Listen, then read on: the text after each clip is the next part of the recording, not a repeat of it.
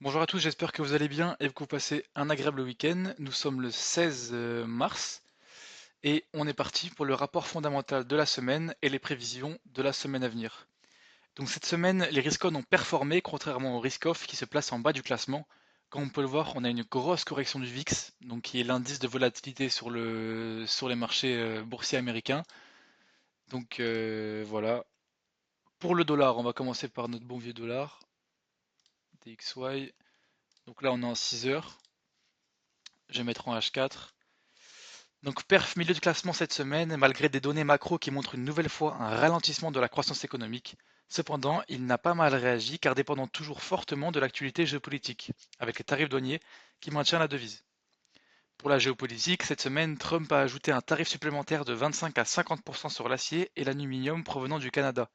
Plus, plus globalement, les tensions géopolitiques se sont intensifiées avec de nouvelles menaces pour l'UE. On a vu sur le vin, sur l'alcool, je ne sais plus exactement, et plus globalement, la mise en place des tarifs réciproques qui arriveront prochainement. Au niveau de la croissance de l'emploi, les offres d'emploi Jolt ont été meilleures que prévu, augmentant à 7,74 millions contre 7,65 millions initialement attendus. Par rapport aux données sorties la semaine d'avant sur le NFP et le taux de chômage, cela montre globalement un secteur d'emploi plutôt stable, mais montrant quelques signes d'affaiblissement. Donc pour moi, ça c'est toujours des pressions qui viennent s'accumuler sur le dollar.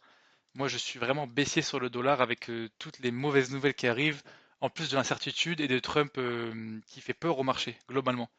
Pour la croissance des prix, les données CPI montrent un net ralentissement, que ce soit sur l'indice global ou sous-jacent, ils ralentissent plus que prévu. Encore une fois, baissé sur le dollar. De même pour les chiffres PPI qui montrent globalement un ralentissement des prix des prix de manière plus importante que prévu. Mais ces données moins bonnes que prévues n'ont pas affaibli la devise, car restant toujours dirigée par le sentiment du risque et l'actuelle géopolitique.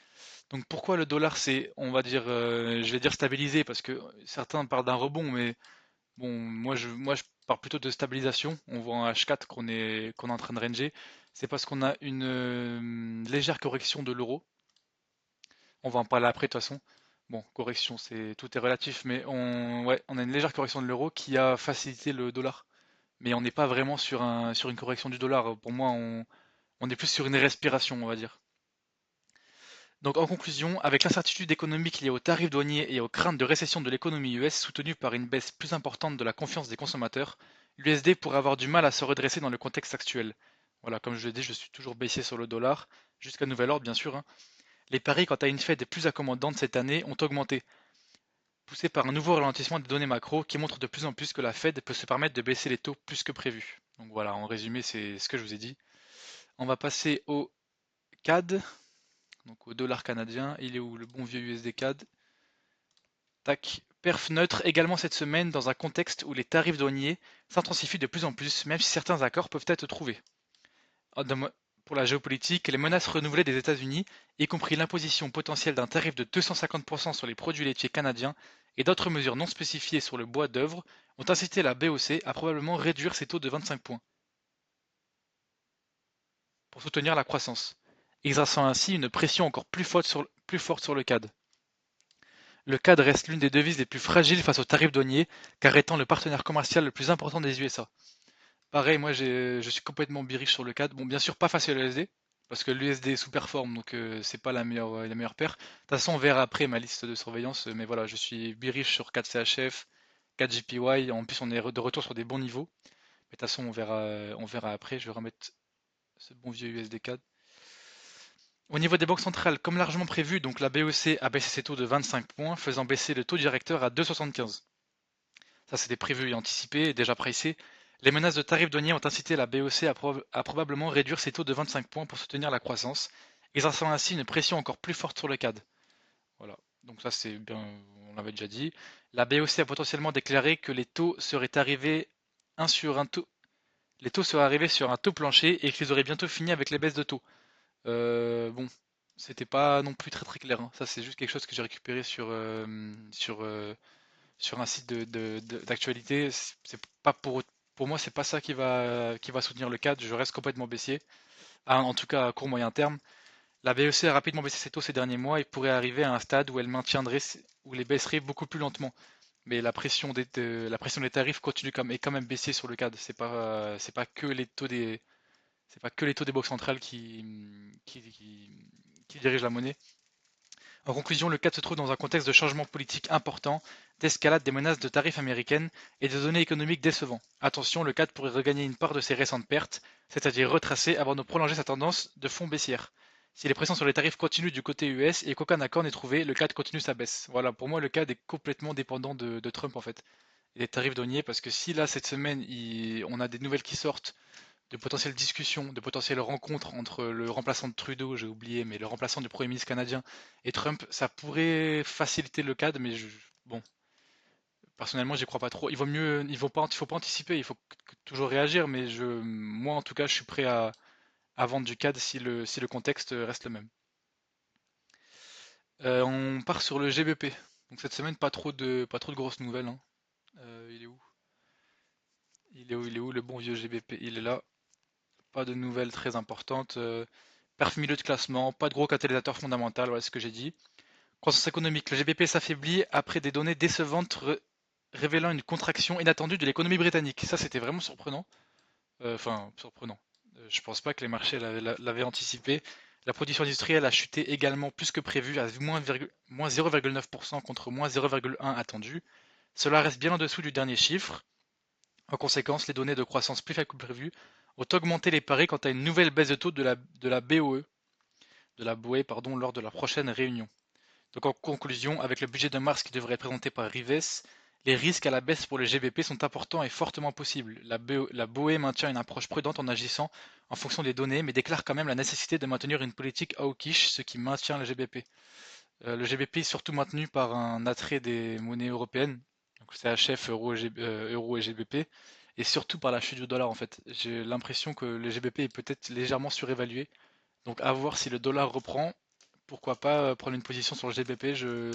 C'est quelque chose que je garde dans ma tête, mais il faudrait vraiment, vraiment, vraiment une réaction du dollar. Il est où? Une réaction du dollar. Par exemple, une cassure de ce niveau de support à 104, une nette cassure, un retest plus un rebond pour que je puisse potentiellement vendre du GBP-USD parce que pour l'instant, le dollar est tellement pas attrayant que ça m'attire pas du tout. Donc le CHF, il est où? Il m'a vraiment déçu cette semaine le CHF. J'étais un peu dégoûté. J'avais pas mal d'attentes. Le CHF, donc perf négatif cette semaine dans le bas de classement en raison d'une reprise du sentiment risk-on sur le marché. C'est ça qui nous a complètement baisé, si je peux me permettre. Les fondamentaux internes de la Suisse restent toujours faibles. Ah oui, alors je n'achète pas du tout du CHF pour le, pour l'économie ou pour l'attrait fondamental, hein. Là, c'est uniquement pour l'aspect géopolitique. À la seconde où on repasse vraiment risk-on confirmé, je vends du CHF directement. Parce que pour moi, il est complètement surévalué par la géopolitique. Et dès que je peux, je vends du CHF. Les fondamentaux internes de la Suisse, nanana. Cependant, comme maintenant plusieurs semaines, le CHF reste principalement drivé par le sentiment du risque et du contexte géopolitique global. Rien de plus à dire, on n'a pas une nouvelle, pas de catalyseur, rien de spécial. On passe sur le JPY, qui a aussi beaucoup déçu cette semaine. Enfin, beaucoup déçu. On a une correction en fin de semaine. Il est où? Il est où? Il est où? Il est où? Il est où? Il est où? USDJPY, il est où? Tac, tac, tac, tac, tac. USDJPY. Pire perf cette semaine, poussé par un sentiment risk-on qui ne profite pas du tout au JPY. Comme je vous ai dit, j'étais en short sur 4 JPY, je me suis fait sortir. De plus, il a été affaibli par la déclaration affaiblissant le JPY. Le soir, j'ai pris pendant la nuit, il a parlé. Voilà. Je me suis fait niquer sur ça. Ouais, c'est pas grave, hein, mais en plus de données macro légèrement moins bonnes qu'attendu. Intervention aux membres. Rango a accepté une augmentation de salaire inférieure à celle demandée, à 5,46% contre une demande de 6,09%. Cela impacte donc négativement les JPY car la BOJ souhaite justement voir une amélioration de la croissance des salaires pour augmenter une nouvelle fois ses taux. Voilà, je vois tout le monde complètement bullish sur JPY. Oui, okish, okish, okish. Ils ont bien dit qu'ils seraient moins restrictifs uniquement, vous m'avez compris, okish, uniquement si l'économie le permet. Si on commence à avoir des mauvaises données pour le JPY, ça peut peser et complètement changer la balance. Surtout que vu l'accélération qu'on a eue la semaine dernière, si on a des nouvelles économiques mauvaises, surtout imprévues, ça peut complètement faire corriger le JPY. C'est ce qu'on a vu là, une petite peur sur le JPY qui a forcé la correction et surtout soutenu par le sentiment risk-on, parce que c'est surtout ça qui drive les marchés en ce moment. Donc cela impacte donc, comme on a vu, au niveau de la croissance économique, les salaires nominaux Y, donc à l'année, chutent plus que prévu, en baisse par rapport aux derniers chiffres. En dessous des attentes du marché, c'est surtout ça qui est important, c'est que c'est en dessous des attentes du marché, qui était à 3,2%, et on est à 2,8%. Les salaires réels corrigés de l'inflation ont chuté de 1,8%. De même pour la croissance du PIB, cela affiche un léger ralentissement du JPY, car les membres de la BOJ souhaitaient justement voir une amélioration du côté de la croissance. Voilà, ils l'ont bien dit, ils ont bien insisté, ils veulent voir des confirmations économiques pour pouvoir augmenter les taux. Donc en conclusion, la BOJ maintient toujours une politique hawkish pour le reste de l'année, mais un affaiblissement plus important de la croissance des salaires pourrait faire reculer le JPY ces derniers jours. De plus, si le contexte géopolitique se calme, la demande en valeur refuge ne sera plus aussi importante et le JPY risque de redonner ses récents gains. Pour l'AUD et l'NZD, complètement, c'est fou parce qu'ils ont surperformé le marché, alors que fondamentalement c'est un carnage. Bon là après on est face au dollar, donc voilà, j'ai enlevé ça, c'est des vieux tracés, ça va vous induire en erreur. Non, ça c'est bon, on peut le laisser. Donc perf d'autres classements cette semaine pour les valeurs risk-on. Les fondamentaux internes de la devise se sont dernièrement redressés, mais bon, c'est rien d'incroyable, hein. Montrant que l'RBA, montrant à l'RBA qu'elle pouvait être moins accommodante que prévu. Maintenant, comme la plupart des devises du Forex ces dernières semaines, elles restent drivées par le contexte géopolitique. Voilà, c'est principalement ça qui drive. Pour l'AUD, les fondamentaux internes sont toujours mauvais pour la devise, mais ce n'est actuellement pas cela qui prime, comme on peut le voir, avec le sentiment risk-on et le VIX, comme je vous l'ai montré, qui est en chute, et le S&P qui a un léger regain sur sa zone. Bon, c'est une zone de support vraiment très très large que j'ai tracé, hein. C'est un peu à la ZUB, mais voilà, on a un léger rebond sur le S&P. À voir si c'est pour un rebond pour aller chercher plus bas, donc dans ces eaux-là. Je sais plus parce que c'est pas sur le graphique que j'utilise pour la S&P, mais il est dans ces eaux-là. À voir si on vient faire ça into ça, ou si on est vraiment sur un regain. Ça, on peut pas prévoir. C'est vraiment, il va falloir voir il va falloir voir ce qui se passe. Et donc voilà, c'est tout pour cette analyse fondamentale de la semaine. Donc, mais sous surveillance. J'ai d'abord le 4CHF. Donc voilà, complètement baissé sur le CAD jusqu'à nouvel ordre, hein, parce que ça peut aller très très vite. Même là, cet après-midi, on peut avoir un Trump qui annonce n'importe quoi. Donc baissé sur le CAD, on peut le voir. Au niveau technique, on est vraiment pas mal. En 6 heures, on est sur une légère trendline. On a ici un support H4, un point d'intérêt du moins H4. J'attendrai beaucoup de confirmation pour ce trade, hein, parce que là, on est sur un regain des attraits risk-on. Le CHF, il peut se faire complètement défoncer. Mais j'attends une cassure de trailline, pourquoi pas un retour, plus une réaction, enfin vraiment j'attendrai 50 confirmations pour rentrer, parce que je suis vraiment pas convaincu. 4 JPY pareil, hein, c'est comme le 4 CHF, on est sur le même principe. CHF et JPY sont vachement corrélés en ce moment, même si c'est vrai que avec les récentes nouvelles, je préférerais acheter du CHF que du JPY, parce que le JPY pourrait avoir une pression baissière.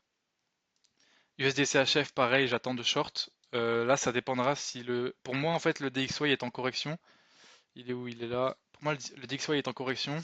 On est revenu tester cette zone-là et on a un beau rejet. Donc pour moi, le DXY ira chercher des plus bas encore. Voilà, je vise ce plus bas-là. Il est où? Il est là. Tac.